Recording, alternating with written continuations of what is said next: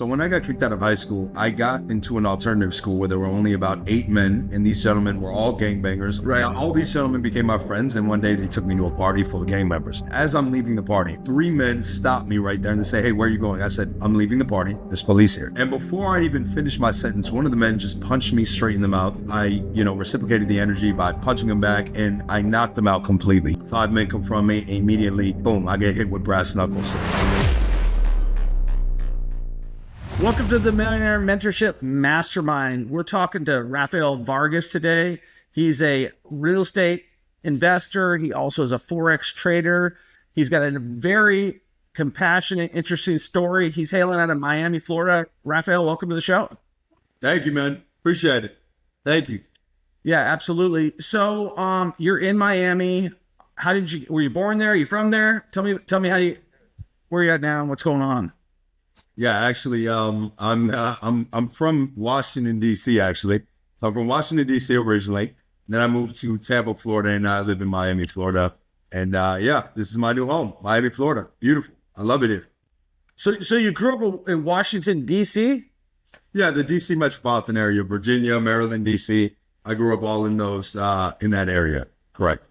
Okay. And when did you move down to Miami? I moved to Tampa about 5 years ago. And then from Tampa, I built a pretty big real estate investment company in Tampa. And then from Tampa, I moved to Miami about 2.5, 3 years ago. Okay, cool. So tell us about where you're at right now in your career and what are you up to and where you started. I know you, like, based on what I saw a lot of similarities. Hustle, like mowing lawns, landscaping, cleaning cars. That's all my story. So I'd love to hear yours. Yeah. Let's see. I mean, I worked a dead-end job for a long time. I was 20 years old. And, it was just very, very simple. I just had to make a decision. When I was 20 years old, I was watching my mother work 2 different jobs, try to support me and my brother who was mentally disabled. And I just had to make a decision. I was sick and tired of watching them, struggle and leaving my mentally disabled brother alone at home for 16 hours, a day. And I used to make 2 peanut butter sandwiches for him, leave him a banana. That was his lunch. That was his breakfast. And I was just sick of that life. I realized, and I told myself, this cannot be the rest of my life. And my father wasn't around at the time. And so I just had to make a decision to say, hey, I want to become a millionaire. I want to take care of my mother. I want to take care of my brother. Nobody's going to take care of them. I was 20 years old. I had $2,000 to my name. I was making $13 an hour as an admin assistant. And I made a decision. And I tried all these different things, MLM and all these different things. And then one day, a gentleman came into my office that I was working at, and he looked very successful. He was driving a BMW, which at that time I thought was an incredible car. And, he was spending $20,000 on veneers. And at that time, $20,000 was like $1 million back then. So I was like, hey, what do you do? Yeah. And he said, I do real estate investing. I said, hey, can you teach me this real estate investing thing? And he said, no way. And he left the office, and that was it. I took his number from the database, and I called him continuously. I nonstop called him continuously. I said, sir, it's Raphael, guy from the office. Can you please teach me real estate? He said, no. And I just kept asking him until one day he said, look, Raphael, pay me $5,000 and I'll teach you the basics of real estate. I said, okay, perfect. So I went to his office. I went to his house. I didn't have $5,000. I hustled my way to save up. I sold things in my house. I was a music producer. I sold all kind of different equipment in my house to come up with the $5,000. I gave him my entire net worth, and he spent about 2 hours with me, and that was it. 2 hours with me, and that was it. It was done. And but it gave me that knowledge, just the basic knowledge about wholesaling real estate. And after that, 9 months of trial and tribulation. I remember I told my mom, I'm gonna become this millionaire real estate investor, wholesaling real estate. I promise you I'm going to retire you one day. She said, Raphael, you're crazy. You got kicked out of high school. You never graduated. You didn't go to college. Go back, go get a job and support me. I told my friends, hey guys, I'm going to be a millionaire. I'm going to do this real estate thing. They all laughed at me and they said, you'll never be a real estate. You're from your hood. You don't know how to speak. You don't know sales. You don't know anything about real estate. You'll never be successful. I remember going to a job interview telling me, I'm trying to get a job at a real estate investment firm, and they laughed me out of the interview. And they said, you'll never flip a single property in your career. You're never going to do this. And all of this ridiculous just drive of people telling me no, it just kept igniting this desire to build a relationship with God, because I felt like God in my heart was telling me, yes, to keep going, that this is the path for me, that I would find success, good success in this path. And I just trusted in what God was telling me. Every single day I went into my basement and I would read my Bible and I'd listen to the empowering words, that God would empower me through his incredible words and strengthen me through his words to keep going. Even though the whole world was telling me no, I felt like he would tell me yes. And after 9 months of hard work, I closed my first deal. It was $30,000. It felt like 30 million. I was crying my eyes out at the title company. I told my mother, I showed her the proof. And, in time there, I became a millionaire at 23 years old. I was 23, flipped my first property, 21. 2 years later, 23, became a millionaire. Retired my mother at 23 years old after flipping commercial real estate and getting into commercial real estate. And then I built a national real estate investment company that was flipping 50 to 60 homes a month. And the rest was history. And that was it. Wow. That's a pretty interesting story.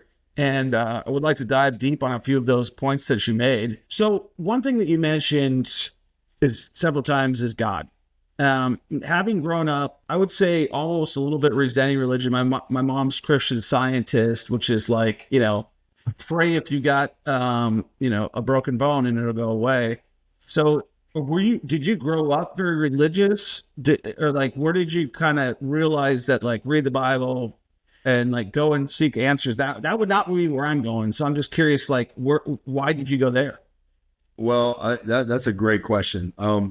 To be honest, I wasn't really raised religious. My mother was very Catholic and, but I went through my own atheist and agnostic ways. After getting kicked out of high school, I was really involved with a lot of just bad people, okay, that got me into a lot of bad things. And so bad that I almost got murdered at the age of 17. I found my relationship with God through almost getting murdered at the age of 17. I was at a party one day, and through incredibly series of events, I almost got murdered, and I was pretty much miraculously saved through a magic window, as one would say. And that was the moment that I started asking myself, why was I saved? Why did this happen? Why was I saved? Why did this specifically happen in my life? And through that, I just started seeking. Why. And I tell people all the time, the greatest days of your life are the day you were born and the day you find out why you were born. And after almost getting murdered and being miraculously, literally through a miracle, saved, I just started asking myself, why, God, why did you save me? Why was I saved? And I could have been murdered at this moment. Why did it happen? And I just got so obsessed with trying to figure out why I was almost murdered and why God saved me through that moment, because it was just so miraculous out of a movie. The whole story is just insane. So when I got kicked out of high school, I got kicked out of the entire county, and I got into an alternative school where there were only about 8 men, and these gentlemen were all gangbangers, all very, very affiliated with gangs. And these became my new associates and my new friends. First, going in school, I was a freshman, kicked out of high school. Right. Now, all these gentlemen became my friends, and one day they took me to a party full of gang members. When I went to this party, everything was fun, per se, and I was 17, 18 years old, whatever it was. As I'm leaving the party, the police came, so I'm leaving the party, and as I'm leaving the party, 3 men stopped me right there, and they say, "Hey, where are you going?" I said, "I'm leaving the party. There's police here." And before I even finished my sentence, one of the men just punched me straight in the mouth, and from there, I, reciprocated the energy by punching him back, and I knocked him out completely. I was very aggressive as a youth, and I've been in a lot of fights and, a lot of violence as a young man. And so I was able to knock him out completely. And from my boastful, just masculine self, I go back into the house and I start boasting about to everybody how I just knocked out this kid, 17 years old at that time. I was very masculine and boastful. I start telling everybody at the party. But little did I know, not only was it the gentleman's house that I knocked out, he was also the leader of the gang, and he's a very known murderer, and he's one of the leaders of this very, very violent gang. Okay. So when he wakes up, and I did not know any of these things, so when he wakes up, immediately the entire party was against me. He wakes up, comes back in the house, and I just remember I realized when he came back in, he was screaming, "Who the F was this?" And I was like, okay, now it's time to escape. So as I'm trying to leave the house, 5 men confront me, and immediately, boom, I get hit with brass knuckles. A gentleman hit me with brass knuckles, and I'll never forget, it hit me right in the eyes, and my whole face just fractured immediately, and blood just exploded out of my eyes. And then I just started getting jumped immediately, busting my lip open. My face was fractured. And, this one gentleman just stops and jumps on like five of the guys, huge guy, stops him for a second. And I escape for a brief moment. I start running frantically. I can't see anything because there's so much blood leaking out of my eyes, leaking out of my mouth. And I go into the corner of a house, and I'm just leaking blood profusely. And one of my friends, my childhood friends, who I actually trust, grabbed my hand and he said, "Raphael, it's time to go." And I said, "Okay." As I'm getting up to leave, I'm in the corner of a house, and there are now 15 of these gang members completely cornering us. And my friend is in between us, and he's just begging them, "Please, please, let him go, let him go. He's, he's messed up. He needs to go to a hospital immediately." And they said, "No, and if you get in the way of this, we're gonna kill you too. We're not done with him. We're gonna kill him." And I just remember at that time, at 17 years old, looking down, and there's just all this blood leaking, and I'm in the corner of a house, and I'm just like, what is my life? I was just such a troublesome kid. I would be robbing people at bus stops and robbing liquor stores and doing all these, troublesome things. And I'm just like, what is my life? And I did not have any relationship with God whatsoever. And nobody was pushing me to God. And at that moment, as they're approaching me and I'm prepared for my life to be taken from me, I look down, and there is a window right next to my feet. And I've flipped thousands of real estate investment properties, over 1,000. I've visited thousands. I've never seen a window in the corner of a house next to my feet. But I was not thinking that. Immediately, I just said, break the window, fall through the window. I fell through the window, landed on some girl in the basement. She spilled her drink on me. I escaped out of the basement, and that was it. And I thought that was it. And in that moment, I still didn't believe in God. I didn't believe in it at all. But as I was just going about my day, and I was going to my school the next day, my face is casted up. I spent 2 days in the hospital. I had a fractured face. I go to school the next day, and my friends, my gangbanger friends, they're making fun of me, and they say, "Hey, this kid is not done with you. He's going to find you, and he's going to kill you. Okay, he feels so disrespected that he's going to kill you." And I said, "Yeah, whatever." I used to take the public transportation 2 hours every single day. And I remember, that week getting on the bus, and boom, these gangbangers waiting for me at the bus stop, knowing what route I took at the same time. And I would escape all times, running, rushing. I had a gun on me. It was very, very intense moments, people trying to murder me. At the same time, they knew where I lived, but my house caught on fire that me and my mother and my brother were staying at. So it forced us to move out. And I was just living, and I was living in a hotel, living in this ridiculous turmoil of men trying to murder me and my family, and going to live the next day. It's like a movie, dude. It's like a freaking movie. Yes. And I remember just one day, I used to check in every single day with one of my friends at school. And a month, after a month of this, I said, "Hey, where is he today? Is he going to be catching me?" And he said, "Hey, you didn't hear?" And I said, "No." He said, "This guy, Jay, he was walking outside his house, and he got shot 15 times with the AK-47. Jay is dead." And that was the moment. That was the exact moment when I realized that I did not even have to defend myself, that God would protect me and God would take care of my own enemies.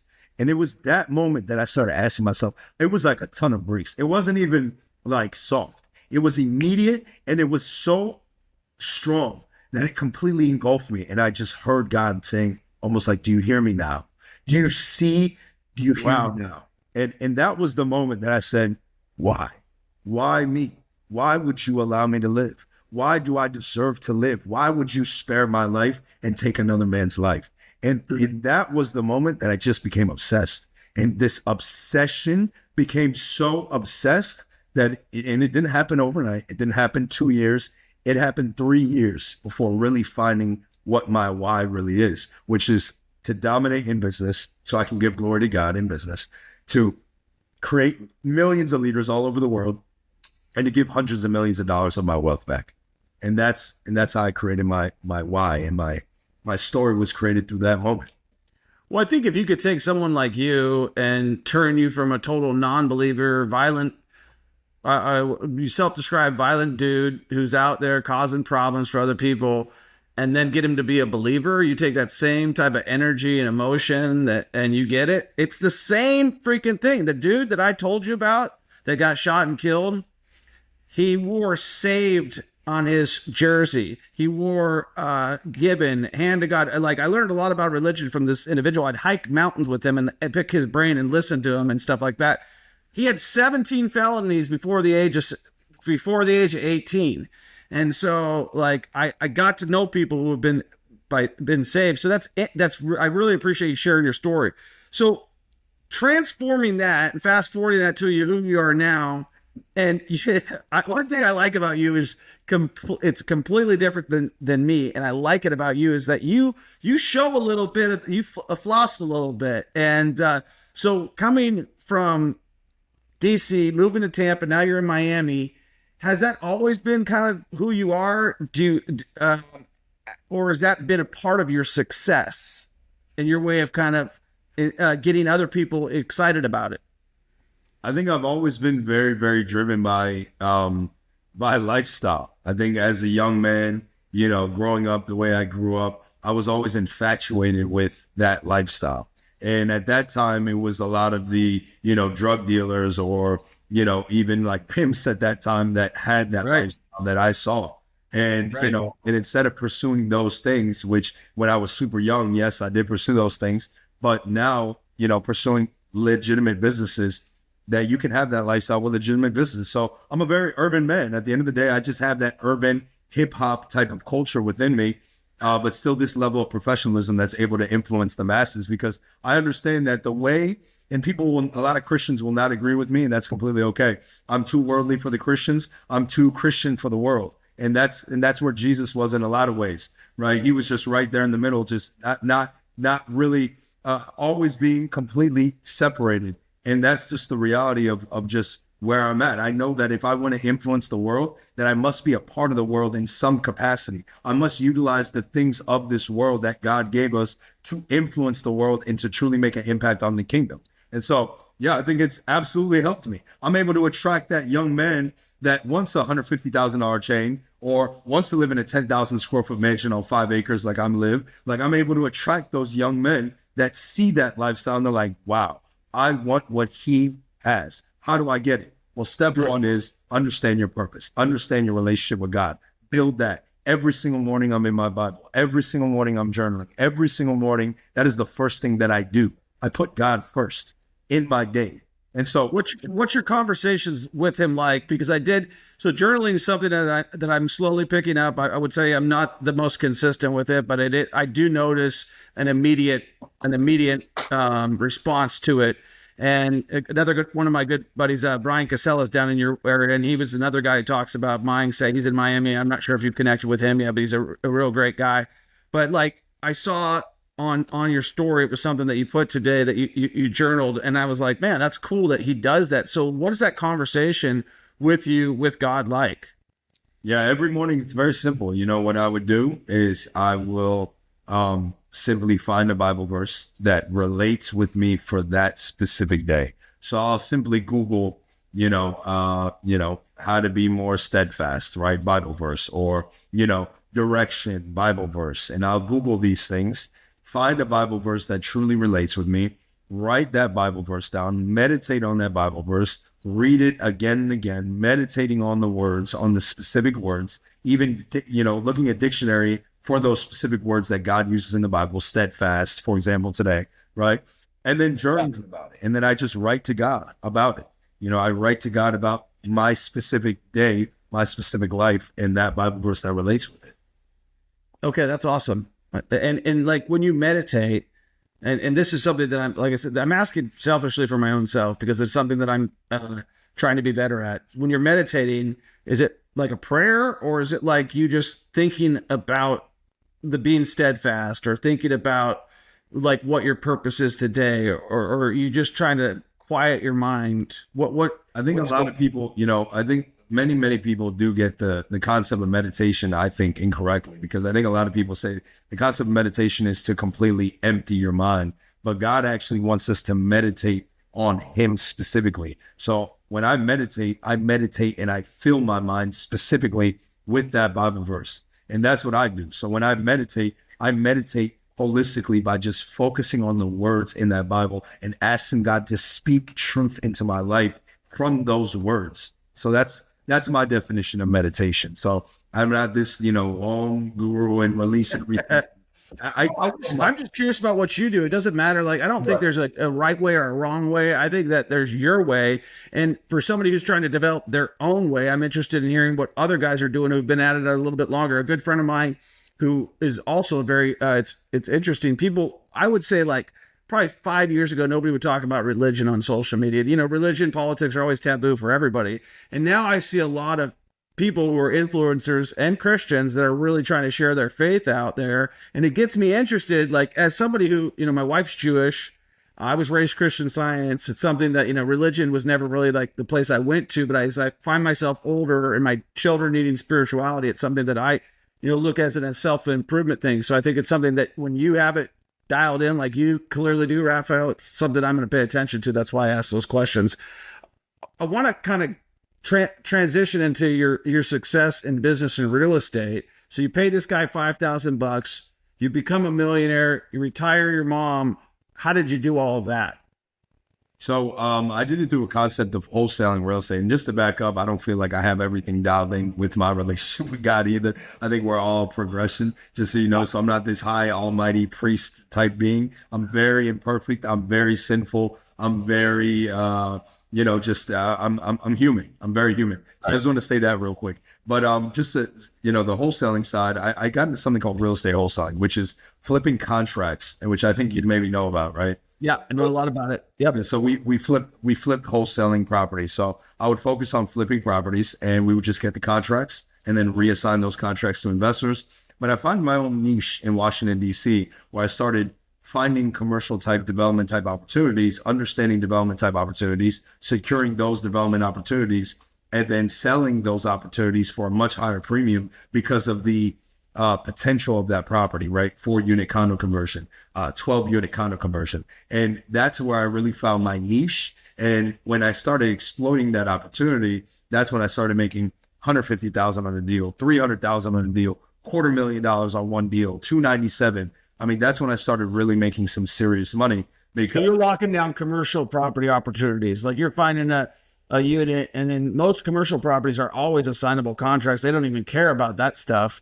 And is that what you're saying you were doing? Well, there were single family development type opportunities. So they were like development single family opportunities. So it would be zoned for residential, but commercial residential use that would allow for us to build up and build longer and then put multiple units on a single plot of land. And so I would focus in Washington, D.C., specifically on those plots of land that were able to be built more units than the existing structure that's on there.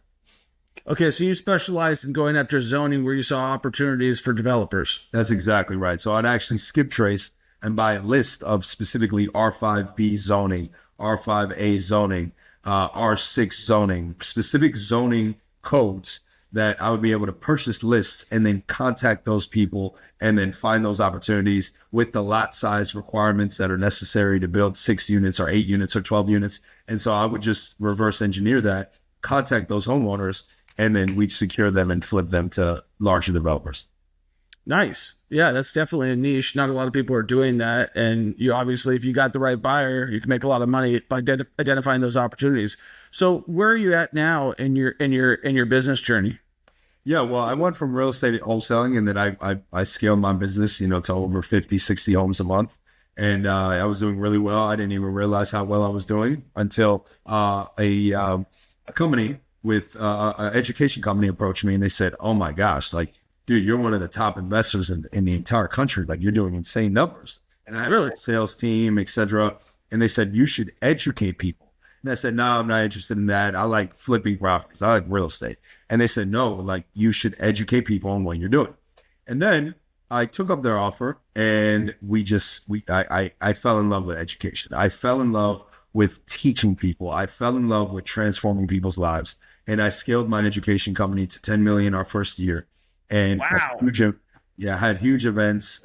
We had 400, 500 people events, and they each pay $5,000 a ticket. And then we had a $30,000 mentorship. And I remember selling one day on stage, making $1.5 million in 20 minutes from selling on stage. And It was incredible, an incredible journey. But more importantly than the money that we made, because I actually didn't even net that much money because of funny stuff that happened with my partners.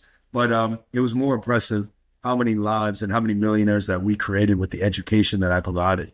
And that was the part that I pride myself in, and just seeing how many lives were transformed. And then I just went into that, and I went to digital marketing, and I got into the digital marketing, high ticket affiliate marketing, and I just started finding high ticket opportunities.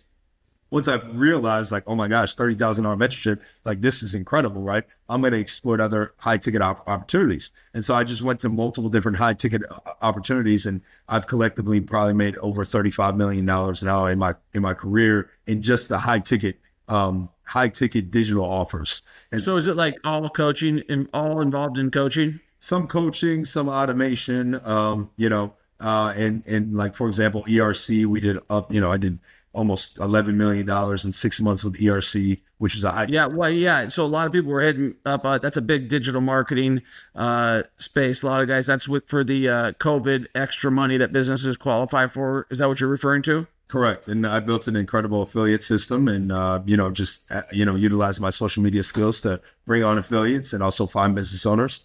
And that's what we did. So Walk me through the back end, Raphael, of what your back end looks like. I mean, you're doing these high ticket sales.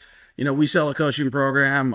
You're obviously doing way better than I am in terms of the in terms of the revenue. Our first year, I think I did 500,000. And you did 10 million. So there's definitely a difference there. I have no problem with it. I've always, I always like to learn from people who are doing better. What would you say that your back end, where you guys really dial the thing in? Are you guys focused mainly on PPC? Are you guys focused on ads? And then on your funnel system, digital marketing, we have recently implemented Go High Level, which I love. I'm not sure if you're familiar with the product, but for me, it's been amazing. What does your back end look like? So every offer is different. Every offer is different. But for example, we have one high ticket offer right now that's about a $20,000 to $35,000 offer. And, we simply just drive leads from Facebook ads, TikTok ads, YouTube ads to an opt-in page. And that opt-in page will get their name, email number, and then they'll go to a VSL, a 6.5-minute VSL. And that VSL will simply explain the opportunity straight to an application, which we use Typeform. And then if they do qualify for the 20 to 30,000, they then can schedule an appointment. At that point, it gives them the opportunity to schedule an appointment. That appointment is scheduled with one of our sales teams, and we facilitate and close the deal right there. And so we sell, one of our high ticket offers that we sell is a FOREX automation offer that's anywhere from $20 to $35,000. And so, I make anywhere from $200,000 to $400,000 a month in passive income with FOREX itself. That's not the high ticket side. That's just, Just your investment.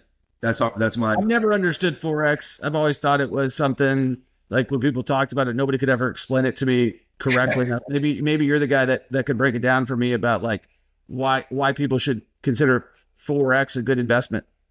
It's a terrible investment if you don't know what you're doing, because the market is extremely volatile. So it's an incredibly volatile market. So I don't recommend people, and just simply invest in Forex, because there's a lot of leverage and volatility that's involved in Forex. So you really need to know what you're doing, or you can completely lose, your entire investment. I have millions of dollars invested in the Forex market because we utilize an AI technology and a system that just trades for us in the markets. We also have a whole team that manages the algorithm. And so every day I'll make, anywhere from, $10,000 to, $50,000 in a day, depending on how volatile the market is. And there's obviously risk involved, but I'm comfortable with the risk. And that's just investing for you. So the Forex. But with Forex, okay, so most things when we're talking trading, and Forex is a form of trading, right? Correct. It's the foreign exchange market. It's pretty much the currency pairs between, it's pretty much currency pair, the volatility between two different currency pairs. So for example, the euro versus the USD. At one point, the USD was valued more than the euro. Now the euro is valued more than USD, and they continuously fluctuate in value in what's called Pip movement, right? Tiny, tiny fractions of a movement every single day. And as those things move and the volume moves, we have the opportunity to make money on buys or even sells. So we can make money on ups and down trends, whichever way. And that's what makes it recession proof. And that's honestly what's been able to afford my lifestyle. I mean, because, my rent here and things here, it's about $50,000 a month just to live in this home and, my cars, etc. And, that provides the lifestyle, the passive income where I make $400,000 a month. I know that that's going to be coming in. Man, I can't stand to say you pay $50,000 in rent. That makes me so mad. Anytime I was with another guy, he's like, I paid $20,000 in rent. I'm like, but you are a real estate guy. Like, like $50,000 a month is so much stinking money. Like, why don't you buy the place? Yeah, I mean, this is a beautiful place. I actually got a great deal on it, but it's absolutely incredible. And but I make sense of it. With my masterminds, I hold masterminds here, so the house has to be lavish enough for it to be something considerable for somebody to join my mastermind and want to be in this environment. And so I'm able to provide that environment for my clients that come and mastermind and learn from me specifically. And so that's one aspect. But then two, I just feel like the market is not the right timing in the market. I'm going to be using my liquidity to buy commercial real estate here very, very, very shortly. One of my mentors is the owner of the San Francisco 49ers, and he's incredible. York? No, DeBartolo. So DeBartolo. Okay. The DeBartolo family. York is so he is the nephew of DeBartolo Jr. And the DeBartolo brothers. So one of the brothers is my mentor, who's obviously a multi-billion-dollar real estate developer, and he's a very, very close mentor. He's actually invested in FOREX with me as well. And, he's the one that's been very much guiding me on the real estate market, the next steps, where to invest in, how to invest, and just preparing me for the opportunities, as he's been doing very, very cautiously and wisely. So I just had a few questions for you that I kind of wanted to ask for personal. So from coming from the lowest of the low to being now on a type of situation, like you said, you jumped up for joy. You got that first check with your mom, called her. I know you on your social media, you said you were able to retire your mom. And from being somebody who grew up in somewhat self-described broken household, in gangs, now you're at the top of your game, and obviously you're giving a lot of that thanks back to God for putting you on the right path. What's your advice to people maybe who are struggling like you were back then to find their way? I think the first thing that every single man has to do or woman has to do is they have to really come to, number one, realization of themselves. They have to look at themselves and ask themselves the reality as to why they are inadequate at the moment. And I had to face that reality. I think a lot of men run from the reality of themselves. I think they lie to themselves a lot. I think they run from their own realities. They don't like to confront their own inadequacies. And I think I was able to do that very, very well. I was able to look at myself and say, wow, I'm really a F up here. I messed up here. I'm inadequate here. My ex left me because I am not here and here. I was able to truly dial in and have this balance, right? You can't just look at yourself with complete neuroticism and just look at yourself in just complete negativity. But you have to balance that with, okay, I am inadequate in these things, but where am I adequate in my strengths? And I think that that's every man's first step, right? That is your first step, because you clearly are not in the place that you want to be. So you have to look at yourself and say, why? Why is that? And be real with yourself. And then step two is you need to build a relationship with God. You need to build a relationship with God, because he's going to be the one that's going to guide you to your greatness, not your own greatness, but the greatness that he built for you. I talk about, this Apple, these Apple phones a lot, right? And it's the creator of Apple, right? Steve Jobs, right? He was the creator. He understands how this phone was supposed to be utilized. I believe that God is the Steve Jobs of me, of you, of every man or woman. So I believe that he created us, so he understands exactly why and what we were supposed to be utilized for. And so that's your step two, is and understand exactly those gifts that you have, because everyone has gifts. Even when I was dead broke, busted and disgusted, I had gifts, and my gifts were a ridiculous tenacity and a ridiculous discipline. And that discipline was a gift. I had ridiculous discipline. I mean, days. Where'd that come from? God. And God gave. Your mom wasn't disciplined, or like, I mean, my mother, to an extent, I think maybe she was, but she was just, maybe to an extent. I didn't see my father very disciplined. yeah. I think this came from God. I think my grandmother was very disciplined as well, but and she was. Discipline wins, man, and every day of the week, right? Amen. And I think that that was a gift from God specifically. So when he gave me that gift, I was able to realize that and hone in on that and start really honing in on that gift. And that discipline is what I know my gift is to be now, which is to influence other young men and leaders all over the world. So I appreciate you sharing that with us. Raphael, before we got on the show, you mentioned that you were Arabic and Hispanic. Like, how does that line up? Do you speak any of those language? Do you speak both of those languages? And how do you classify yourself? And what, you know what I mean? Like, you know what I mean? Where do you fit in? I don't really fit in, but I would say that I'm Bolivian. I'm Spanish, so I'm from Bolivia, South America. I'm Bolivian and Lebanese and Palestinian. So my grandmother was Lebanese and Palestinian. There were a lot of Lebanese and Palestinian people that came to Bolivia during the 60s or the 50s when there was a war. And so that's how my bloodline got mixed in. But I would say I'm primarily Bolivian. My culture is Bolivian, even though my family and some of my, relatives and grandmother are 100% Arabic. And, but they even speak Spanish. But yes, I speak Spanish, no Arabic. Okay, cool. Que bueno. So I like Miami because of all the Latin American culture and stuff like that. So what's next for you with all that you've got going on, Raphael? What's next? The next thing is we're launching a lower ticket offer for everybody that wants to learn from me. That wants to learn how to become a high ticket affiliate. How I became a high ticket affiliate. How you can drive your own social media, build your own personal brand to drive social media traffic to a high ticket affiliate offer. Exactly what I've been doing, for the last 5-6 years, specifically digital offers and high ticket offers specifically. So teaching young men and women how to start building their own social media so they can drive their own traffic to high ticket affiliate offers and make, $10,000, $5,000, $1,000 per deal and really change their life. And doing this from, your phone with Instagram or TikTok and showing them exactly the strategies that I've utilized to go viral multiple times on social media. And so that's what it is. Yeah, that's really our next offer. And it's only $50 a month. We're going to have a community where they get access to my mentorship. I'm going to teach them on mindset, health. I really want to impact individuals' lives. I like that. Lately. How do they find out more about that if they're listening right now and they want to get involved with that? Yeah, they can go to realwealthdigital.com. And it's not out yet, but it's about to be out. So realwealthdigital.com. And what's the big overall picture of starting a lower ticket offer business? Do you have an exit plan? Are you working more on community?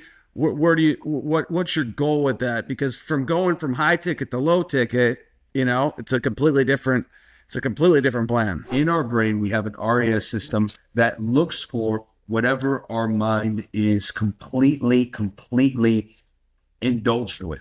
So if a young man is working a job and he's completely indulged with his girlfriend, he's going to be thinking about things about his girlfriend. If he's completely indulged with weed, he's going to be completely indulged with smoking weed, right? Indulged with Netflix or that show, right? Your mind gets indulged. So if you can utilize your brain in that 9% difference to start shocking your brain and start thinking and getting obsessed about your goals. What are your financial goals, right? We look at our phones over 400 times on average a day, about 10 million a month. I want to absolutely, completely engulf my brain. I've done over $3.3 million in a month. That's my highest month. So I'm still far away.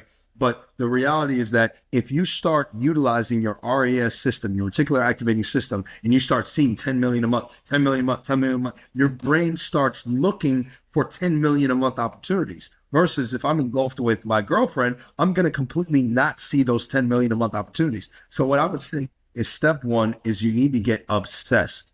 It's not even about the hustle. Step one is you got to start obsessing your brain over whatever it is that you desire. Right? That life that God desires for you, whatever that is, get obsessed about it. And when you become obsessed about it and your why becomes so big and you get obsessed with these revenue goals about retiring your mother, about helping your daughter, about helping your wife, whatever it is, and you get obsessed, your brain will start finding the resources on how to actually execute on that. And then you just got to go execute. I agree with you 1000%. Sounds like the books we read are the same. A lot of Think and Grow Rich in there. I am curious, like, it sounds like you're pretty well-rounded in terms of your knowledge base. So where are you going to get the inspiration and the knowledge? Like, what are your top books that you're listening to right now or reading right now that have really helped you shift your focus? Think and Grow Rich, understanding that the mind is a powerful, powerful tool. You utilize it very, very properly and wisely. So Think and Grow Rich, How to Win Friends and Influence People, another phenomenal book, right? On understanding the concept of communication, building friends, building influence, how to influence other people. Because if you get good at sales, you'll get good at anything. And so sales and marketing are the two most highest paid positions. And if you master those two things, you can make tens of millions a month, right?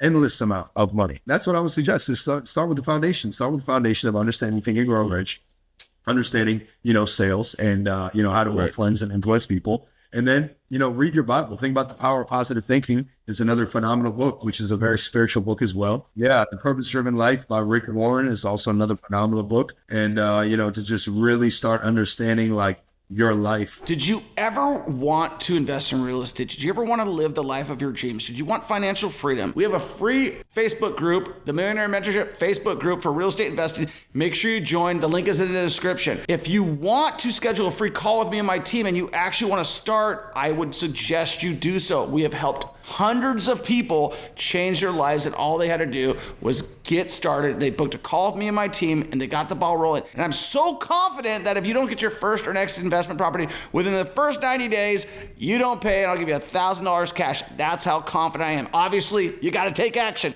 You can't just do nothing and expect that to happen, but that's life. Life's all about taking action. Make sure you give this podcast a 5-star review, share it with a friend, and take action.